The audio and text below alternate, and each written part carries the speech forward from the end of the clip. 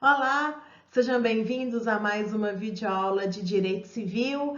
A aula de hoje será destinada à continuidade do estudo sobre o pagamento, uma forma de adimplemento das obrigações.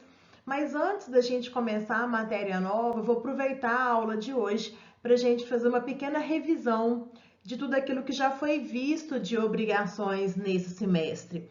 Acho que isso vai ajudar os senhores no exame remoto que acontece no próximo dia 7 e vamos bater um papo um pouquinho mais sobre isso. Vamos lá então. A gente começou a matéria de obrigação, sabendo que ela é composta por sujeitos passivos, sujeito ativo, que entre os sujeitos existe um vínculo abstrato que os liga ao objeto, que é a prestação. Esse vínculo abstrato, também chamado de vínculo obrigacional. A prestação, por sua vez, é o objeto daquela relação jurídica. O objeto ele é classificado em objeto mediato, que a gente viu uma forma da gente gravar, é tudo aquilo que eu posso tocar, é aquele objeto que é tangível. E também a prestação também é composta pelo objeto imediato, que nada mais é do que a própria ação, é o próprio ato de entregar. Vimos também que nas obrigações nós usualmente utilizamos a expressão tradição. Tradição é a entrega do objeto, é o cumprimento, é a entrega por parte do devedor daquele objeto, daquela prestação que foi previamente acordado. Vimos também lá em modalidades de obrigações que as obrigações elas podem ser classificadas em obrigações positivas e uma obrigação negativa. As obrigações positivas são elas obrigação de dar, obrigação de fazer, obrigação de restituir, também chamado de obrigação de entregar. Essas obrigações, elas têm uma característica muito importante, que é o fato de sempre, quando houver culpa por parte do devedor, haverá obrigatoriamente a incidência de perdas e danos. Então, havendo culpa, eu falo em perdas e danos. A obrigação negativa, por sua vez, é a obrigação de não fazer, onde o devedor ele assume o compromisso de deixar de realizar algo, de não construir, de não edificar, de não entregar, E aí essas obrigações elas possuem algumas características e consequências diferentes que acontecem a depender de como ela vai se concluir, Então a obrigação de dar, quando o objeto se perde, ele se perde com culpa do devedor. Eu tenho a obrigação de entregar o valor equivalente mais perdas e danos. Quando a obrigação ela se extingue, ela acontece a não entrega ou a perda do objeto antes da tradição sem culpa, a obrigação se resolve, E tudo aquilo que já foi consequenciado em decorrência daquele acordo, ele volta ao status quo ante. Vimos também que a obrigação ela pode ser de dar coisa certa ou dar coisa incerta. E aí, quando é de dar coisa incerta, o objeto ele não é determinado. Ele pode ser determinável, ao menos pelo gênero e pela quantidade. Assim sendo, a via de regra, a escolha cabe ao devedor, caso as partes ou a própria lei não determine o contrário. Então, o devedor escolhe qual o objeto, de acordo com aquele gênero e quantidade que foi previamente combinado, qual objeto será entregue. Se esse objeto, porventura, ele se perder antes dessa concentração do débito, ou seja, antes dessa escolha que é feita pelo devedor, não se pode alegar caso fortuito ou força maior, a obrigação continua. Só lembrando, então, quando a gente fala em escolha do objeto por parte do devedor ou também por parte do credor, a escolha do objeto, este ato recebe o nome de concentração do débito. Vimos também que as obrigações de fazer e as obrigações de não fazer, elas possuem uma característica que é verificar antes mesmo se aquela obrigação ela era personalíssima ou não, ou seja, se ela podia ser desenvolvida ou não por outra pessoa. Estudamos ainda a transmissão das obrigações. Ah, não, antes disso, estudamos obrigações solidárias, né? E aí a gente viu que a solidariedade não se presume. Vimos ainda que a solidariedade ela pode estar configurada no polo ativo ou no polo passivo de uma determinada obrigação. Essa solidariedade ela possui uma característica importante, que é o fato de todos os credores sendo uma solidariedade ativa ou todos os devedores sendo uma solidariedade passiva, todos eles são obrigados pelo todo. Significa, portanto, que mesmo sendo uma obrigação divisível, caso o devedor pague a sua quota à parte, ele não se desonera daquela obrigação, ou seja, ele continua responsável pela entrega do objeto total. E aí, quando ele entrega o objeto todo sozinho, ele subroga-se nos direitos de credor para com os demais devedores. Vimos também que quando essa solidariedade ela está no polo ativo de uma relação obrigacional, acontece ali a obrigatoriedade de qualquer credor receber a dívida toda, mas tendo uma observação que é a de que se um credor daqueles que são solidários demandar judicialmente, somente a ele poderá ser paga a obrigação. Vimos também que a obrigação solidária ela não se confunde com as obrigações que são indivisíveis ou divisíveis, porque são institutos diferentes. A solidariedade ela está presente em razão das pessoas que compõem aquele polo, né? Aquela parte numa relação obrigacional. Então, eles são credores solidários em razão da própria característica pessoal do fato.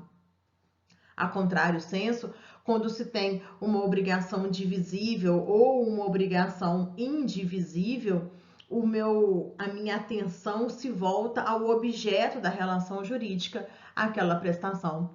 E aí, o objeto ele poderá ser indivisível em decorrência da vontade das partes ou por própria disposição legal. E aí a gente sempre se recorda de um artigo que cai frequentemente em avaliações, em concursos, que é o artigo 260 do Código Civil.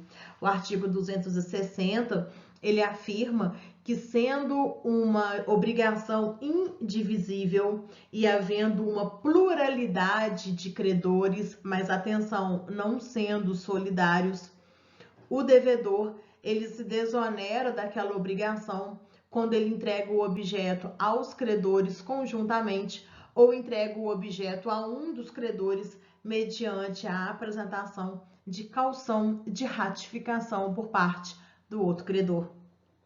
Vimos ainda a transmissão das obrigações, que pode acontecer mediante cessão de crédito, cessão de débito ou também a cessão de posição contratual. Cessão de crédito, nós temos a figura do credor originário transmitindo crédito a outrem. Assunção de dívida, também chamada de cessão de débito, ela ocorre quando nós temos o devedor que se retira ou não, né, a depender do tipo de cessão de débito, daquela relação obrigacional para um terceiro ali substituir ou lhe acompanhar. Quando nós temos a cessão de posição contratual, nós temos exatamente duas relações jurídicas nas quais as pessoas ali envolvidas, elas substituem a sua posição nas relações obrigacionais firmadas. Por fim, nós chegamos ao pagamento. E aí nós vimos que sobre o pagamento há algumas considerações importantes. Por exemplo, como a quem pagar, que é o credor ou alguém que o represente.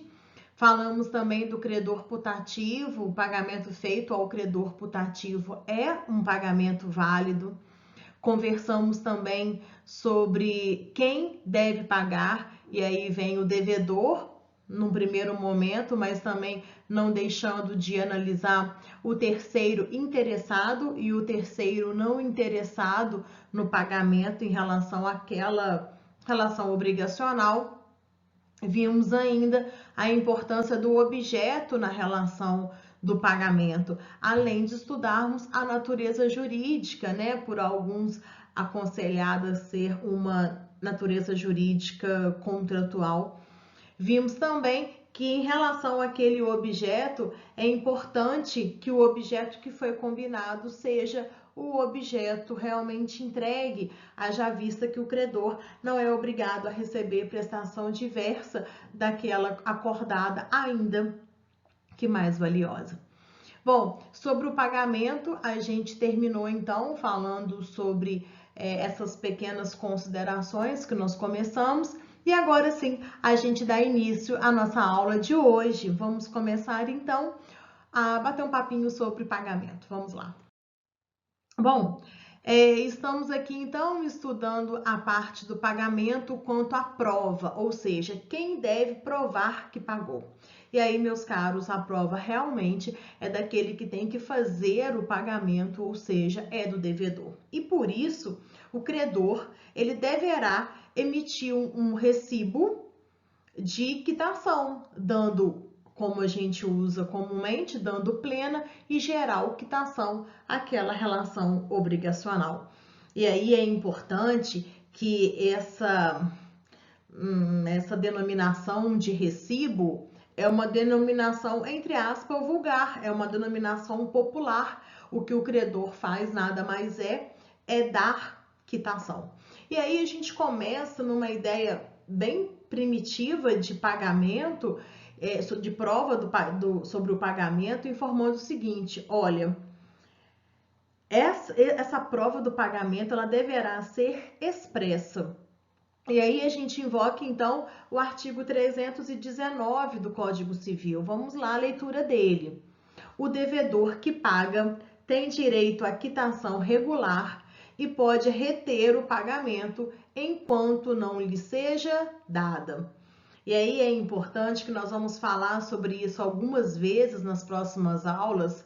Pagar é tanto um direito quanto um dever do devedor. Portanto, receber a quitação também o é o seu direito. E aí eu coloquei para os senhores aí o nosso primeiro questionamento. O pagamento se presume? Bom, via de regra, o pagamento não se presume. Apesar de que existem exceções a essa regra. Então, essa presunção do pagamento é uma presunção relativizada. Por que relativizada? Porque ela permite exceções e nós vamos estudar daqui a pouquinho. Coloquei aí para os senhores, então, o conceito de quitação. Vamos lá, quitação é a declaração unilateral porque é feita realmente apenas por uma das partes. Então, é a declaração unilateral escrita, emitida pelo credor, de que a prestação foi efetuada e o devedor fica liberado a que vulgarmente se dá o nome de recibo. E aí, ao se tratar desse recibo, ao se tratar dessa quitação, invocamos o artigo 320 do Código Civil. Invocamos o 320 porque nele existem os requisitos da quitação. Vamos lá, a quitação que sempre poderá ser dada por instrumento particular, e aí eu vou pedir para os senhores grifarem essa parte aí no Código Civil, designará o valor e a espécie da dívida quitada, o nome do devedor ou quem por este pagou, já que a gente viu que pode existir o terceiro interessado ou não interessado, né, a efetuar o pagamento, o tempo e o lugar do pagamento, com a assinatura do credor ou do seu representante. Por que do seu representante? Porque, como a gente também já viu, a quem se deve pagar via de regra é o credor ou ao seu representante. Bom, e aí eu chamei a atenção dos senhores no tocante ao instrumento particular e coloquei um questionamento aí. Vamos lá.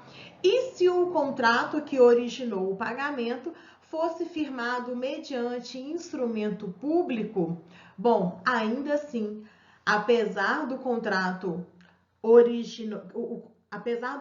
que originou o pagamento ter sido firmado por instrumento público, o pagamento ele pode se dar por instrumento particular.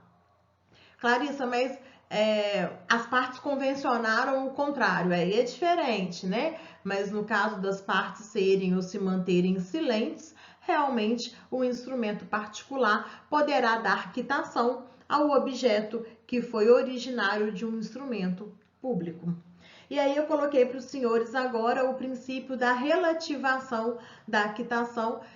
Esse princípio, ele afirma que a quitação, apesar de ser dada expressamente pelo credor, existem situações previstas no próprio Código Civil onde se permite presumir que o pagamento ocorreu. Antes da gente passar para o próximo slide, vamos ler o parágrafo único do artigo 320. Ainda sem os requisitos estabelecidos neste artigo, valerá a quitação se de seus termos ou das circunstâncias resultar haver sido paga a dívida. Isso acontece em decorrência da boa-fé que está presente no Código Civil, originária do princípio da eticidade, que nós já vimos nas primeiras aulas de Direito Civil. Bom, passamos agora então ao próximo slide. Agora, a gente fala sobre as presunções do pagamento, e aí eu coloquei para os senhores aí uma frase importantinha, que ela começa assim: o Código Civil estabelece com efeito 3 presunções que facilitam essa prova, dispensando a quitação.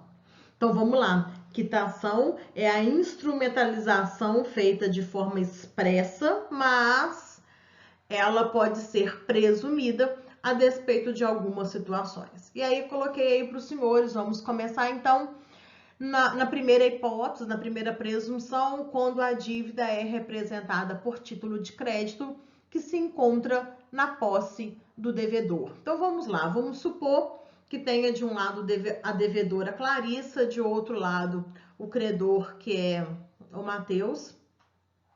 E aí, a Clarissa, quando fez aquela negociação, aquele contrato com o Matheus, ela assinou uma nota promissória que está na posse do Matheus. Então, se eu não pagar o Matheus pega esse instrumento, que é uma forma, né, do negócio jurídico. Então, ele pega a nota promissória e leva a juízo para reivindicar a sua cobrança, enfim.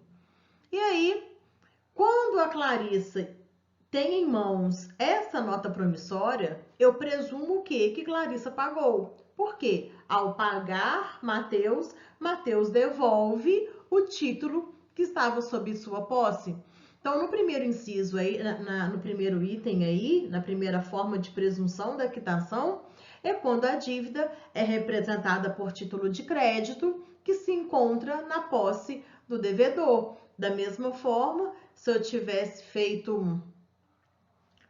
dado um cheque, esse cheque devolveu por insuficiência de fundos, Matheus está com esse cheque devolvido, eu vou lá e pago Matheus me devolve o cheque. Então, quando o devedor tem aquele título em mãos, se presume que o pagamento foi realizado.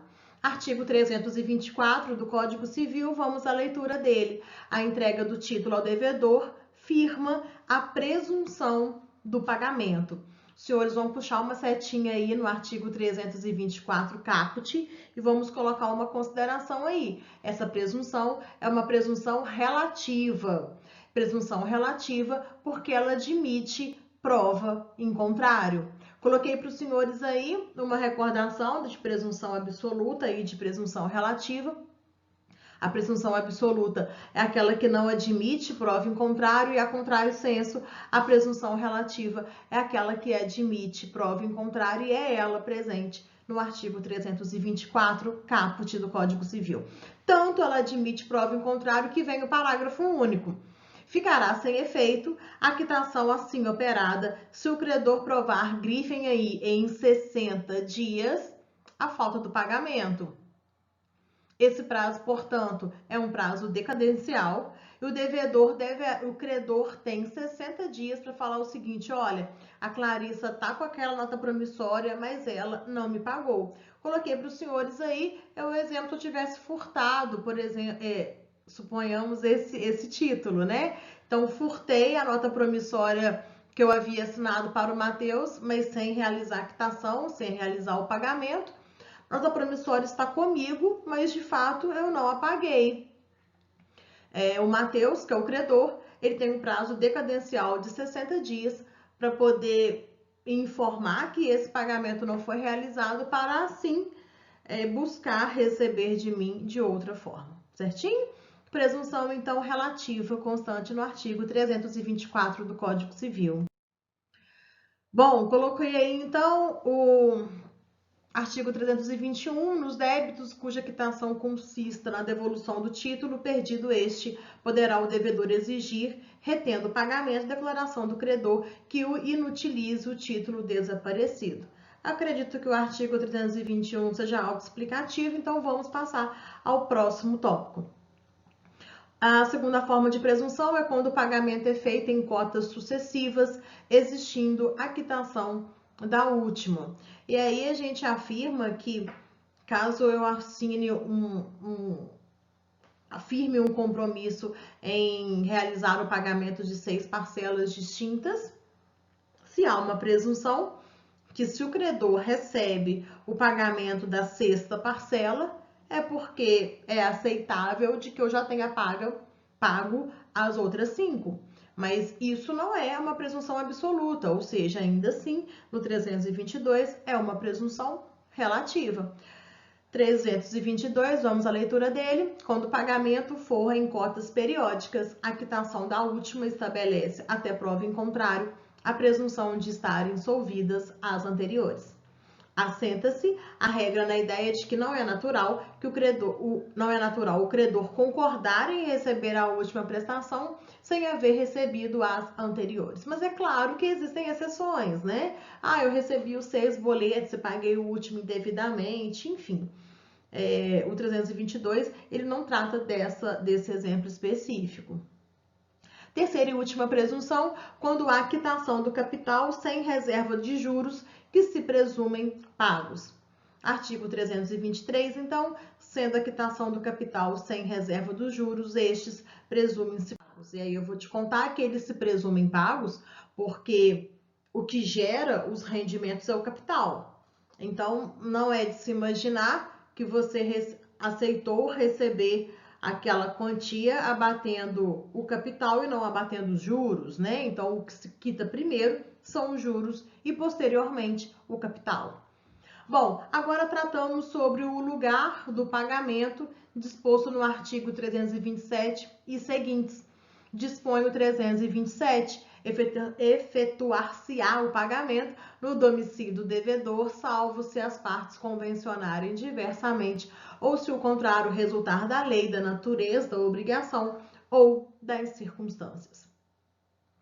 Parágrafo único. Designados 2 ou mais lugares, cabe ao credor escolher entre eles. E aí existe um princípio que eu coloquei para os senhores aí, que é o do favor debitores, que é aquele que a gente afirma que o domicílio do devedor será privilegiado. Então, via de regra, se não se falar nada, as dívidas elas são, por natureza, quesíveis, ou também chamadas de querable.